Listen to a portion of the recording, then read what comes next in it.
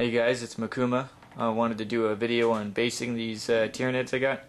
I just finished painting all of them, and I'm going to be doing a pretty simple base. As you can see, I've already got cork glued onto these. That's really simple. I can cover that in another video. But this time I'm just going to be basing with a few materials that I like to use. Let me go over those with you real quick. Alright, so the first basing material that I like to use is coffee grounds. It's got a nice dark color, so if you want to highlight it, it's really easy to paint over after the glue's dried.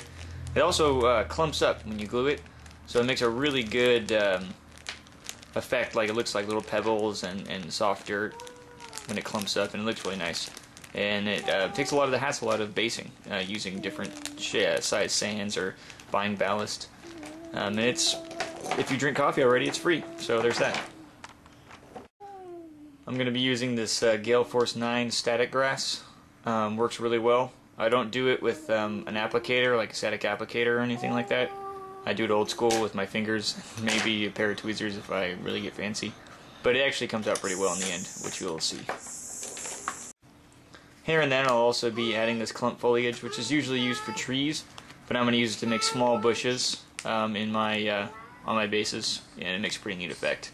None of it's going to be great, but it'll look alright, and it won't take anything away from the models.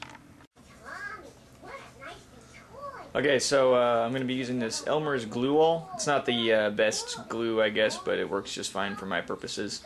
It holds the basing materials to the bases pretty well, and it's never let me down. So, alright. I'm going to be pouring a bunch of it into this little bucket here that I use for water. Alright, so I'll be back after I do that. Hey, I'm going to be covering this guy's base with the glue, and then I'm going to be dipping him into the coffee grounds. Alright, now you can see that he's got the coffee grounds on his base. Let me get a little more light over here. Alright, you can see the really dark brown and the uneven surface given to the base with the coffee grounds. It'll make a really nice base for a grass and other things I'm going to be putting on there.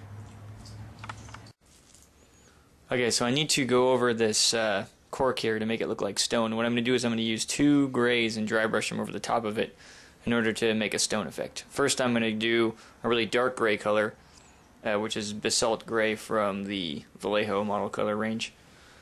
Alright, so the way I'm going to do this dry brushing is going to be a really heavy dry brush.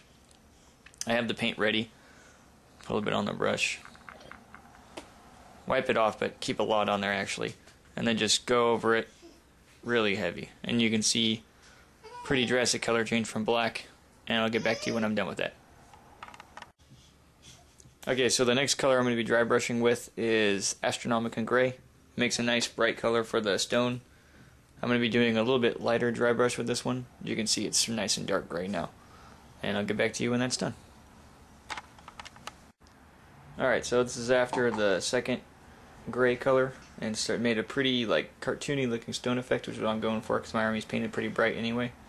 Now I'm going to apply the coffee grounds, and then we're going to go over every other model and do either grass or bush, or maybe both. Okay, so that's all of them. This is pretty much what they look like right here, minus the rock.